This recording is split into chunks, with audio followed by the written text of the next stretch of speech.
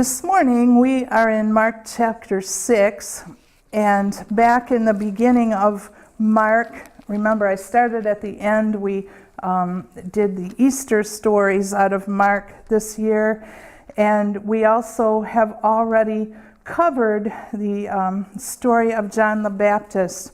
So we are skipping that part because we've already recently done it, and we're jumping ahead to Mark chapter 6, verse 30.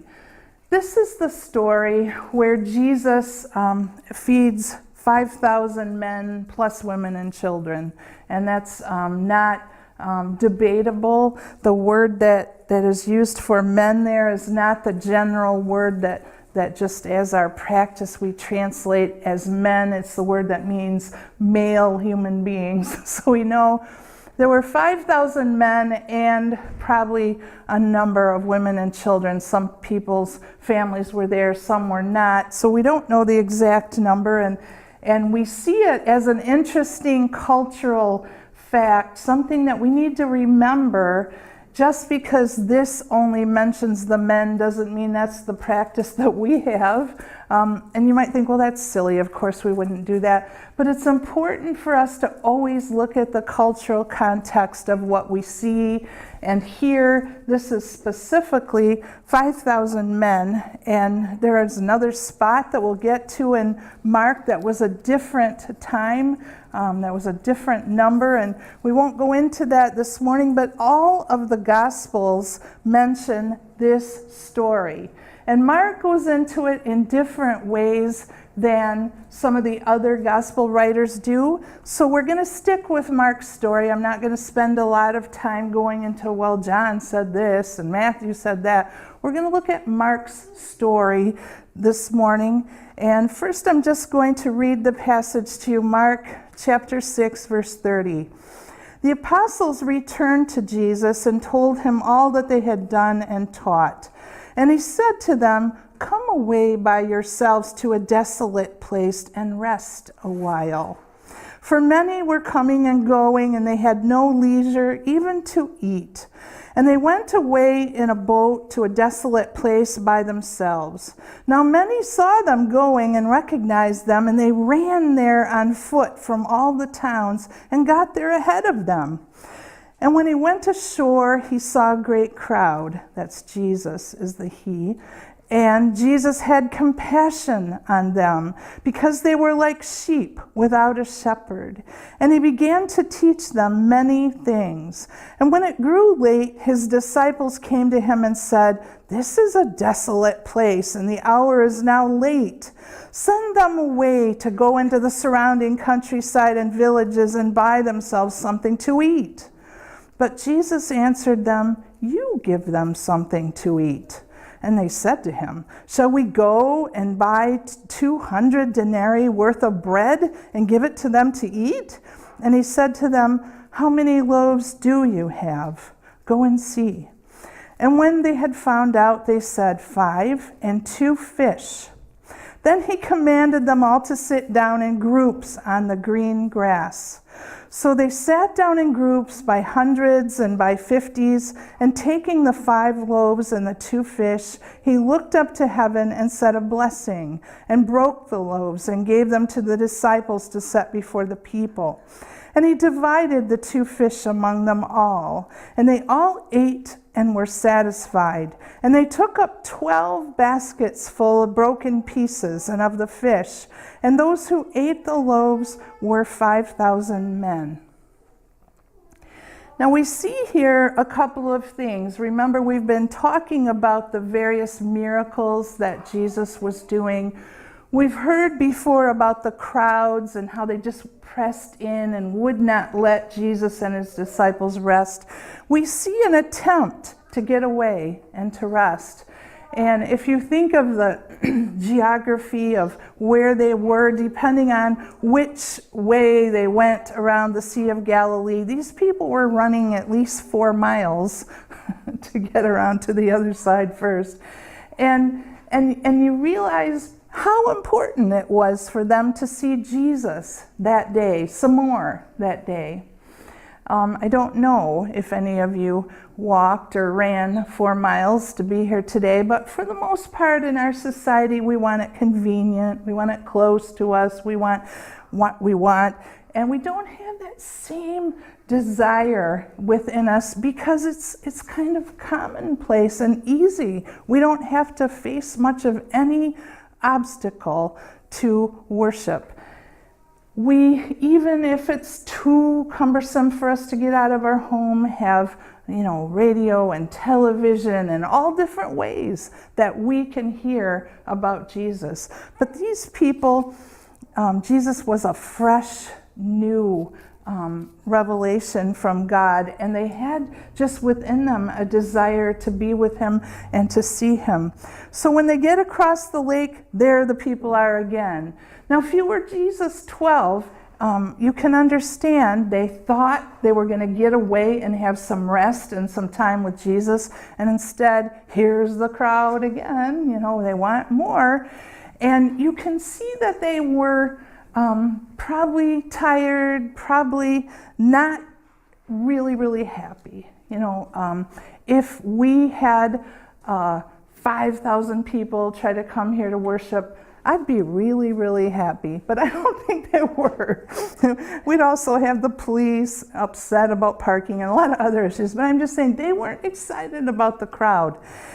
And, many times when we think about ministering to people, I've heard people say, well, you have to give something to people first. You need to feed them. You need to offer them some special venue, special music, something to get them to come out. But Jesus, and remember, we want to do it his way, he thinks first of the people's spiritual need. He didn't feed them first.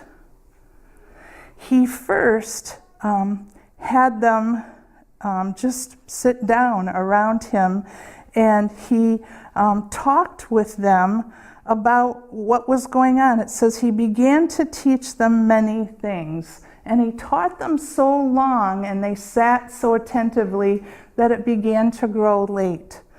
So they weren't thinking, wow, I need to get out of here. When is he done? I need to have lunch. I didn't have much breakfast. They weren't thinking that. They were willing to stay, and those people knew if they hadn't brought lunch with them that they were skipping a meal in order to be there with Jesus. They were very aware of that. Now, Jesus' compassion for the people is something that we need to always be alert for and wanting in ourselves. At any point that you start feeling uncaring, who cares, bitter, not really enjoying God's people or the people God brings into your path, you've lost the sense of who Jesus is within you. And it's a good time just to say, God, show me, make my heart like yours. Give me the love back.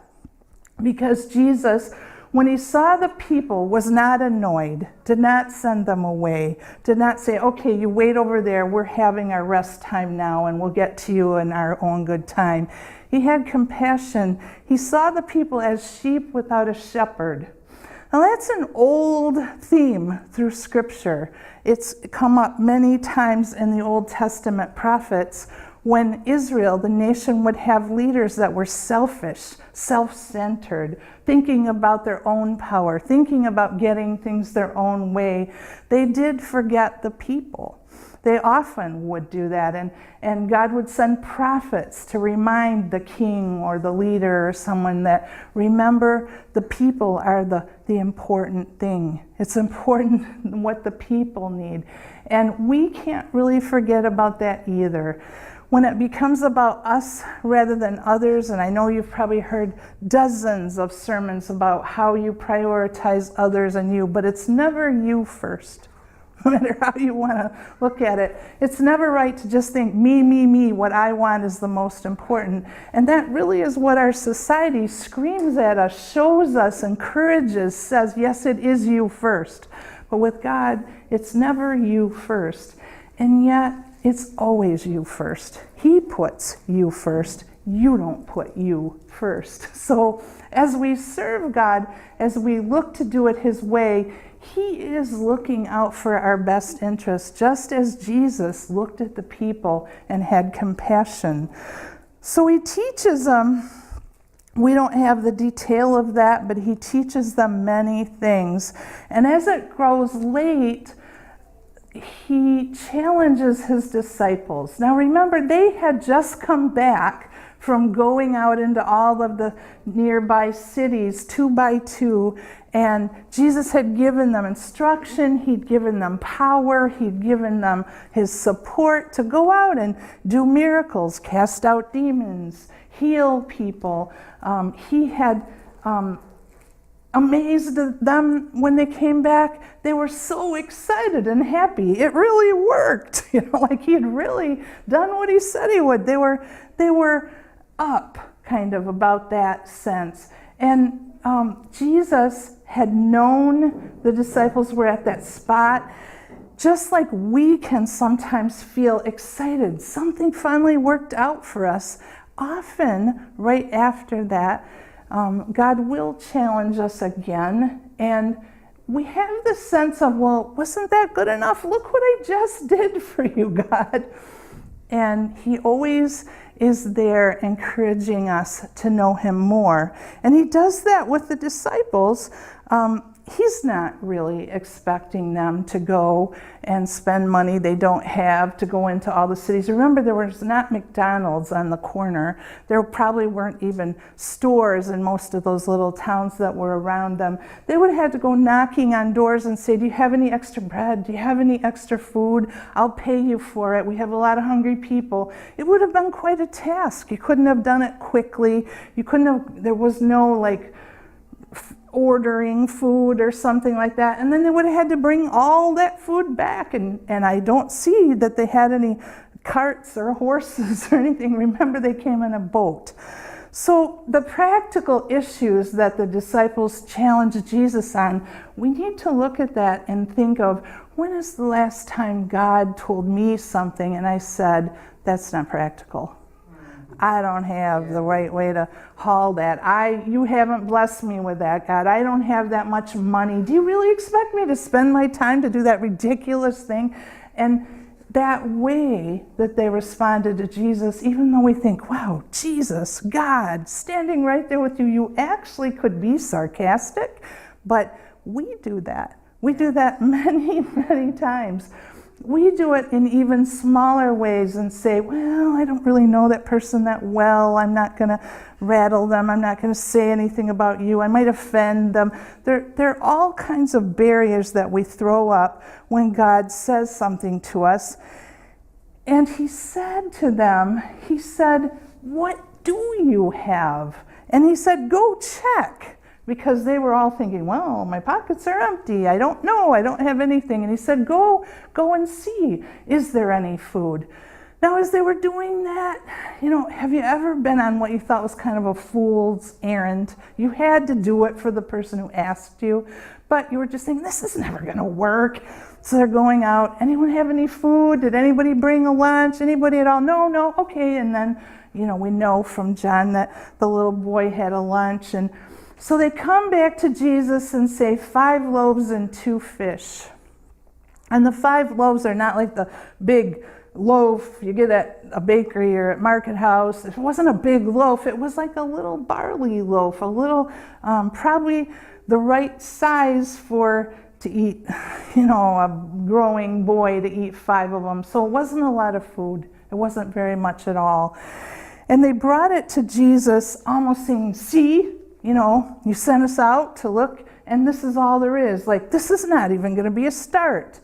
I can't really imagine what it must have been like for the disciples, even though they'd seen some amazing things. They had seen that day at the wedding when they ran out of wine and Jesus turned water into wine. They'd seen that, but I don't really think that would have made them think every time we're low on something, Jesus will just make more. I don't think so. Because even after this miracle, we'll hear Jesus makes a statement that they really didn't understand about the loaves. And I think still today, I really don't understand about the loaves, and possibly you don't understand about the loaves. As we read God's word, we can see things here, we can see things to avoid. We can see that this miracle reminds us not to look at how little we have, but what we have. We can see that you should not leave Jesus out of the equation, like when you're thinking, how is this going to happen? That we need to always know we have one whose supply is unlimited. But even then, and they were getting used to that, Jesus doing amazing things, they were not really understanding what Jesus was saying by multiplying this food. They were not getting it. And today, if we don't get that part, then these are all just fairy tales, children's stories that we know, but don't make any difference in our life today or tomorrow. And I don't want us to leave here not understanding about the loaves. So think, as Jesus took the loaves, it was his practice. It doesn't mention it in Mark, but other gospel writers say he blessed them and looked to his Father, just as he always did before he ate. So in anticipation, the disciples are watching, and then he starts to break them. Now there's something about breaking bread. When you break bread, it doesn't break like a slice, like a knife. It breaks with rough edges, and he starts breaking the bread. And it doesn't say how many breaks he does, but that as he's breaking the bread, he's saying, my kingdom is here. New day. Everything has changed.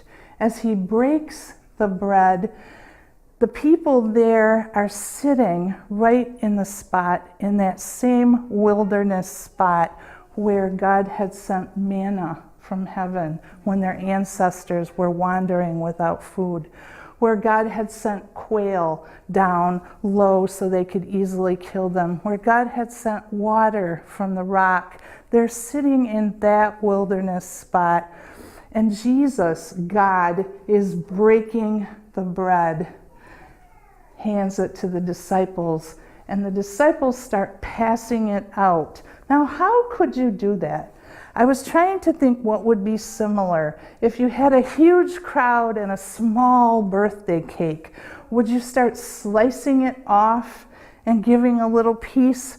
But that's what they did. Would you prioritize and say only the children under 4 can have, they're the ones who want? I mean, I don't know. Usually we would try to come up with a practical solution, like how are we going to make this work? But that idea of trusting God as he breaks the bread to pass it out is what they didn't get, and what it's hard for us to get today. Because sometimes it hurts when God breaks the bread. Sometimes you're the bread. I'm the bread. Sometimes your child is the bread. Sometimes your job is the bread. Something in your life is the bread. And as it's breaking, it tears roughly. It's not neat. It's not tidy. It's not simple. And it hurts.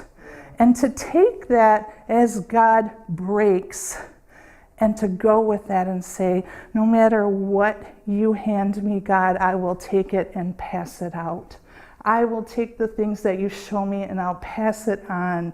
I'll take what you bless me with and give it away. I'll take your answers and share them with others. I'll take it and make the world different today. That's what the disciples did not understand about the loaves. And today, if you're getting a glimmer of that, it's way huger than that. And most people who call themselves Christian do not get the story of the loaves. Most of us are living like at a subsistence level spiritually. We just, when we're struggling and can't think of anything else, we say, God, help. Most of us are not thinking as we go through the process. The process is the end. We think ahead. We sing songs about, I'll fly away. We think ahead, I'll retire someday. We think ahead, someday this situation I'm in will be fixed and better and it'll be okay. For God, the process, your life, the breaking, the passing out is the end. That's how you become who God intended you to be. That's how I become who God made me to be.